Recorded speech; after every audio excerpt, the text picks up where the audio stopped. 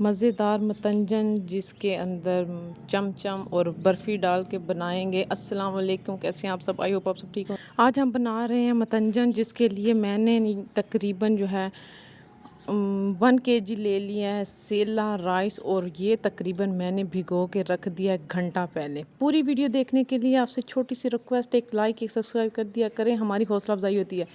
जो मैंने घंटा पहले भिगो के रखे हुए थे, उसके अलावा जी इसके अंदर आधा पाव मैं डालूंगी चमचम, और थोड़ी सी मैं इसके अंदर बर्फ़ी डालूंगी। मैंने पानी रख लिया है जी। आपने इस बात का ध्यान रखना है कि सेला यूज़ करें तो उसको कम अज़ कम आप घंटा, 1.5 घंटा, 2 घंटे के लिए भिगो के रखा करें, ताकि उसको बनने में आसानी से वो कुक हो और सॉफ्ट बने। अगर आप जल्दी कुक करेंगे तो वो हार्ड से बनेंगे जी। मैंने यहाँ तकरीबन इनको फुल कुक करना है, क्योंकि जो सेला राइस होते हैं उनको फुल कुक किया जाता है। उनके अंदर जो है वो थोड़ा सा जो कसर नहीं छोड़ी जाती, दूसरे में थोड़ी सी रख ली जाती है। 90% कुक किए जाते हैं। ये मैंने जी इसके लिए बर्फ़ी और चमचम लिए हैं, जो मैं आपको पहले भी बता चुकी हूँ। मेरे राइस बॉयल हो चुके हैं, वो मैंने फुल कुक किए थे। अब हम इधर जो है वो इसकी चाश तैयार कर लेते हैं। इसके अंदर मैंने ऑयल लिया है, और ऑयल जिस बर्तन के साथ मैंने चावल का मैयर किए थे, उसी से मैं चीनी मैयर करूँगी। और मैं चाश के लिए यहाँ आधा कप पानी ऐड कर रही हूँ।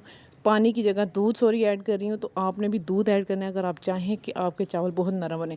चाश आपने बहुत ज़्यादा पकानी नहीं। चाश जितनी ज़्यादा पकेगी उतनी ज़्यादा जो है इसको चाश चढ़ जाती है चावल को, और चावल अकड़ जाता है। आपने ज़्यादा चम्मच नहीं हिलाना, हल्के हाथ से बिल्कुल इसको करना है, यहाँ चावल टूटे। अब जी हम कलर की बारी आ चुकी है, तो मैं दूध के अंदर ही ऐड करूँगी। कलर भी आपको दिखाऊँगी कि किस तरह ऐड करने हैं। थोड़ा सा दूध लेके उसके अंदर थोड़ा सा ऐड करेंगे हम कलर, और पानी में आपने मिक्स नहीं करना।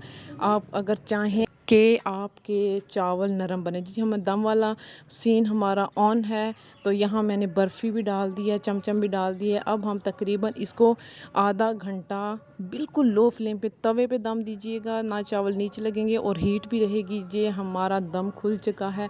बहुत मज़े के, बहुत टेस्टी चावल बनते हैं। आपने ज़रूर इस तरह ट्राई करने हैं, और आपको एक न्यू तरीके से चावल की डिश बनाने का मौका मिलेगा। बहुत ही अच्छे, बहुत ही मज़े के बने। लाइक सब्सक्राइब करना मत भूलिएगा।